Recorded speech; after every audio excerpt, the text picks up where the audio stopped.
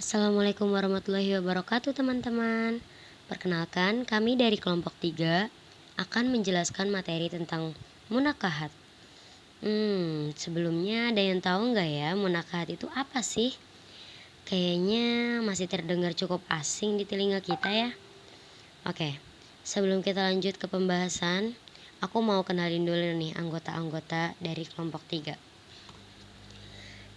Yang pertama, ada aku sendiri yaitu Andrea Puspita Dewi. Yang kedua ada Dimas Prabowo. Yang ketiga ada Napisha Nisa Nurani. Yang keempat ada Salma Pairus Ramadan. Dan yang terakhir ada Silpi Dwi Anti. Apa itu munakahat? Munakahat berarti pernikahan atau perkawinan. Menurut bahasa Indonesia, kata nikah berarti berkumpul atau bersatu. Dalam istilah syariat, nikah itu berarti melakukan suatu akad atau perjanjian untuk mengikatkan diri antara seorang laki-laki dan seorang perempuan. Menurut ilmu fikih, nikah adalah akad yang menghalalkan hubungan antara laki-laki dan perempuan yang bukan muhrim sesuai dengan ketentuan syariat Islam. Hukum nikah. Di sini ada 4 hukum nikah. Yang pertama sunnah, yang kedua wajib, yang ketiga makruh, dan yang keempat haram. Sunnah. Bagi orang yang ingin menikah, mampu menikah dan mampu pula mengendalikan diri dari perzinahan, walaupun tidak segera menikah, maka hukum nikah adalah sunnah. Wajib. Bagi orang yang ingin menikah, mampu menikah, dan ia khawatir berbuat zina jika tidak segera menikah, maka hukum nikah adalah wajib. Makruh. Bagi orang yang ingin menikah, tetapi belum mampu memberikan nafkah terhadap istri dan anak-anaknya, maka hukum nikah adalah makruh. Haram. Bagi orang yang bermaksud menyakiti wanita yang akan ia nikahi, maka hukum nikah adalah haram. Di sini ada juga tujuan pernikahan. Pernikahan dilakukan bukan semata-mata hanya untuk nafsu. Secara umum, menurut Islam, tujuan pernikahan yaitu untuk memenuhi hajat manusia, pria terhadap wanita ataupun sebaliknya, dalam rangka mewujudkan rumah tangga yang bahagia sesuai dengan ketentuan-ketentuan agama Islam. Tujuan pernikahan yang islami dapat dikemukakan sebagai berikut. Untuk memperoleh rasa cinta dan kasih sayang, Allah Subhanahu wa taala berfirman dalam Quran surat Ar-Rum ayat 21. Dan jadikannya di antara kamu rasa kasih dan sayang. Konsep pernikahan dalam Islam. Khitbah. Seorang muslim yang akan mengawini seorang muslimah hendaknya ia meminang terlebih dahulu, karena dimungkinkan ia sedang dipinang oleh orang lain. Dalam hal ini, Islam melarang seorang muslim meminang wanita yang sedang dipinang oleh orang lain, atau muttafaq alaihi. Dalam khitbah disunahkan melihat wajah yang akan dipinang. Hadis sahih riwayat Ahmad, Abu Daud, Tirmizi nomor 1093 dan Darimi. Akad nikah. Dalam akad nikah ada beberapa syarat dan kewajiban yang harus dipenuhi, yaitu adanya suka sama suka dari kedua calon mempelai, adanya ijab kabul, adanya mahar, adanya wali, adanya saksi-saksi. Walimah. Walimatul urs hukumnya wajib dan diusahakan sesederhana mungkin, dan dalam walimah hendaknya diundang orang-orang miskin. Rasulullah SAW bersabda tentang mengundang orang-orang yang kaya saja berarti makan itu sejelek-jelek makanan. Sebagai catatan penting, hendaknya yang diundang itu orang-orang soleh, baik kaya maupun miskin, karena ada sabda Nabi Muhammad SAW, janganlah kamu bergaul melainkan dengan orang-orang mukmin, dan jangan makan makananmu melainkan orang-orang yang takwa. Hadis sahih riwayat Abu Daud, Tirmizi, Hakim 4128 dan Ahmad 338 dari Abu Sa'id Al-Khudri. Rukun nikah. Rukun nikah ada 5 macam, yakni sebagai berikut. 1. Ada calon suami dengan syarat. Laki-laki yang sudah berusia dewasa atau minimal 19 tahun, beragama Islam, tidak dipaksa atau terpaksa, tidak sedang dalam ihram haji atau umroh, dan bukan mahram calon istrinya. Kedua, ada calon istri dengan syarat wanita yang sudah cukup umur, minimal 16 tahun, bukan perempuan musyrik, tidak dalam ikatan perkawinan dengan orang lain, bukan mahram bagi calon suami dan tidak dalam keadaan ihram haji atau umroh. Ketiga, ada wali nikah, yaitu orang yang menikahkan mempelai laki-laki dengan mempelai wanita atau mengizinkan pernikahannya. Adapun syarat-syarat yang harus dipenuhi oleh seorang wali nikah adalah sebagai berikut. Beragama Islam, laki-laki, balik dan berakal, merdeka dan bukan hamba sahaya, bersifat adil. A. Ada wali nasab, yaitu wali yang mempunyai pertalian darah dengan mempelai wanita yang akan dinikahkan. B. Wali hakim, yaitu kepala negara yang beragama Islam. 4. Ada 2 orang saksi. 5. Ada akad nikah, yakni ucapan ijab qabul. Ijab adalah ucapan wali dari pihak mempelai wanita sebagai penyerahan kepada mempelai laki-laki. Qabul adalah ucapan mempelai laki-laki sebagai tanda penerimaan. Semua suami wajib memberikan mas kawin atau mahar kepada istrinya, tetapi mengucapkannya dalam akad nikah hukumnya sunnah. Hikmah pernikahan. Fuqaha atau ulama fikih menjelaskan tentang hikmah-hikmah pernikahan yang Islami, antara lain 1. Memenuhi kebutuhan seksual dengan cara yang diridhoi Allah dan menghindari cara yang dimurkai Allah seperti perzinahan atau homoseks. Yang kedua, pernikahan merupakan cara yang benar, baik dan diridhoi Allah untuk memperoleh anak serta mengembangkan keturunan yang sah.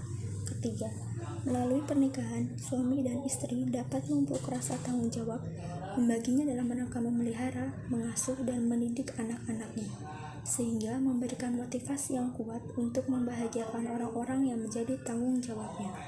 Keempat, menjalin hubungan silaturahmi antara keluarga suami dan keluarga istri, sehingga sesama mereka saling tolong-menolong dalam kebaikan dan ketakwaan, serta tidak saling tolong-menolong dalam dosa dan permusuhan.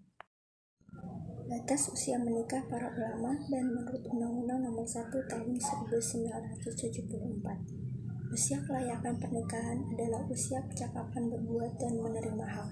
Maka pernikahan usia dini hukumnya sah sepanjang terpenuhinya syarat dan rukun nikah, tetapi haram jika mengakibatkan mudarat.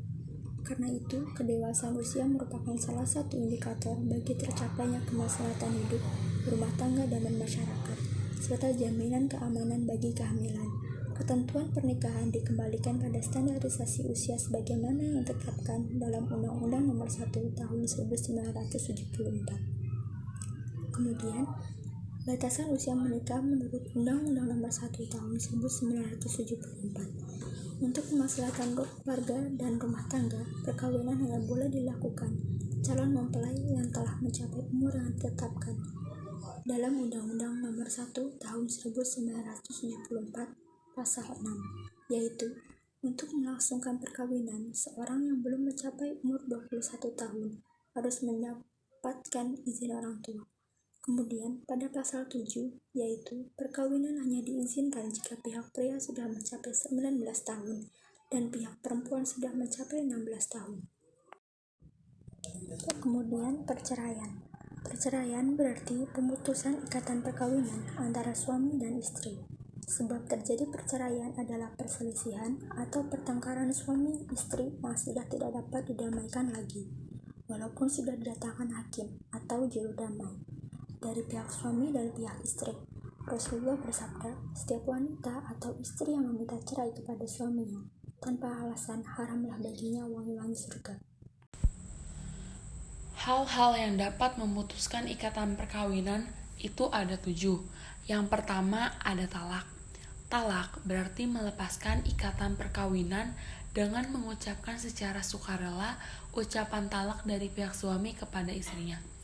Talak dibagi menjadi 2 macam, yaitu yang pertama talak raj'i, yaitu talak yang dijatuhkan suami kepada istrinya untuk pertama kalinya, dan suami boleh rujuk atau kembali kepada istri yang telah ditalaknya selama masih dalam masa iddah. Yang kedua talak bain, yaitu talak yang suami tidak boleh rujuk atau kembali kepada istri yang ditalaknya itu, melainkan mesti dengan akad nikah baru. Yang kedua, pasak. Pasak adalah pembatalan pernikahan antara suami istri karena sebab-sebab tertentu. Pasak dilakukan oleh hakim agama karena adanya pengaduan dari istri atau suami dengan alasan yang dapat dibenarkan. Akibat perceraian dengan pasak, suami tidak boleh rujuk kepada bekas istrinya. Berbeda dengan hulu, pasak tidak memengaruhi bilangan talak. Artinya, walaupun pasak dilakukan lebih dari 3 kali, bekas suami istri itu boleh menikah kembali tanpa bekas istrinya harus menikah dulu dengan laki-laki lain. Yang ketiga itu ada hulu. Menurut istilah bahasa, hulu berarti tanggal. Dalam ilmu fikih, hulu adalah talak yang dijatuhkan suami kepada istrinya dengan jalan tebusan dari pihak istri, baik dengan jalan mengembalikan mas kawin kepada suaminya atau dengan memberikan sejumlah uang atau harta yang disetujui oleh mereka berdua. Hulu diperkenankan dalam Islam dengan maksud untuk mengatasi kesulitan-kesulitan yang dihadapi istri. Allah Subhanahu wa taala berfirman, yang artinya, jika kamu khawatir bahwa keduanya suami istri tidak dapat menjalankan hukum-hukum Allah, maka tidak ada dosa atas keduanya tentang bayaran yang diberikan oleh istri untuk menebus dirinya. Quran Surat Al-Baqarah, surat kedua ayat 229. Akibat perceraian dengan cara hulu, suami tidak dapat rujuk, walaupun bekas istrinya masih dalam masa iddah. Berbeda dengan pasak, hulu dapat memengaruhi bilangan talak. Artinya, kalau sudah 3 kali dianggap 3 kali talak bain kubro, sehingga suami tidak boleh menikah lagi dengan bekas istrinya sebelum bekas istrinya itu menikah dulu dengan laki-laki lain, bercerai dan habis masa iddahnya. Yang keempat itu lian. Lian adalah sumpah suami yang menuduh istrinya berzina karena suami tidak dapat mengajukan 4 orang saksi yang melihat istrinya berzina dengan mengangkat sumpah 4 kali di depan hakim. Dan pada ucapan kelima dia mengatakan, laknat atau kutukan Allah akan ditimpakan atas diriku apabila tuduhanku itu dusta. Apabila suami sudah menjatuhkan lian, berlakulah hukum rajam terhadap istrinya, yaitu dilempari dengan batu yang sedang sampai mati. Ayat Al-Quran yang menjelaskan tentang lian ini terdapat dalam surat An-Nur ayat 6-10.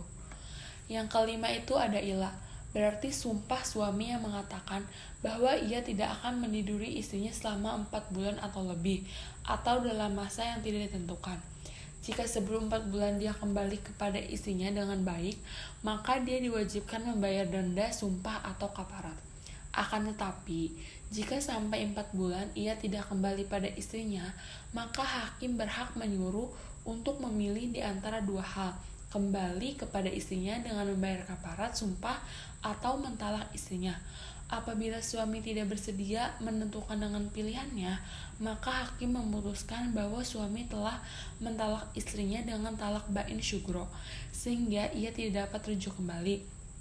Ayat Al-Quran yang menjelaskan tentang ilah ialah surat Al-Baqarah, surat kedua ayat 226-227. Nah, selanjutnya yang keenam ada zihar. Zihar adalah ucapan suami yang menyerupakan istrinya dengan ibunya sendiri. Contohnya seperti si suami berkata kepada istrinya, "Punggungmu sama dengan punggung ibuku." Nah, jika si suami mengucapkan kata-kata tersebut dan ia tidak melanjutkannya dengan mentalak si istrinya, maka hukumnya wajib baginya untuk membayar kafarat atau tebusan. Dan haram meniduri istrinya sebelum kafarat itu dibayar. Kemudian ada iddah. Iddah berarti masa menunggu bagi istri yang ditinggal mati atau bercerai dengan suaminya untuk dibolehkan menikah kembali dengan laki-laki lain. Tujuan iddah ini adalah untuk melihat perkembangan, apakah istri yang bercerai itu hamil atau tidak. Kemudian, lama masa iddah adalah sebagai berikut. Yang pertama ada iddah karena suami wafat. Bagi istri yang tidak hamil, baik sudah campur dengan suaminya yang wafat atau belum, maka masa iddahnya adalah 4 bulan 10 hari. Nah, bagi istri yang sedang hamil, maka masa iddahnya adalah sampai ia melahirkan. Kemudian ada iddah karena talak, fasak, dan hulu. Yang pertama, bagi istri yang belum campur dengan suami yang baru saja bercerai dengannya, maka itu tidak ada masa iddahnya. Kemudian bagi istri yang sudah campur, maka masa iddahnya itu adalah bagi yang masih mengalami menstruasi atau haid, maka masa iddahnya adalah 3 kali suci. Bagi istri yang tidak mengalami menstruasi, misalnya karena usia tua atau menopause, maka masa iddahnya adalah 3 bulan. Bagi istri yang sedang mengandung, maka masa iddahnya ialah sampai ia melahirkan kandungannya. Kemudian ada rujuk. Rujuk berarti kembali, yaitu kembalinya si suami kepada ikatan nikah dengan istrinya sebagaimana semula.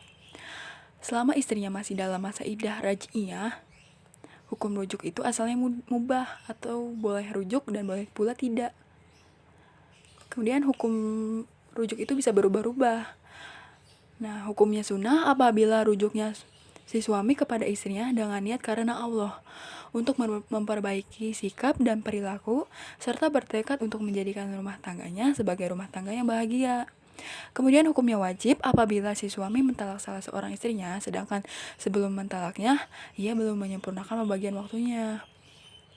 Kemudian hukumnya makruh apabila meneruskan perceraian itu lebih bermanfaat daripada rujuk. Kayak keduanya itu saling setuju kalau misalnya perceraian itu lebih bermanfaat daripada rujuk. Kemudian hukumnya haram misalnya jika maksud rujuknya suami adalah untuk menyakiti istri atau mendurhakai Allah Subhanahu wa taala. Nah, sekian dari kelompok kami. Terima kasih atas perhatiannya.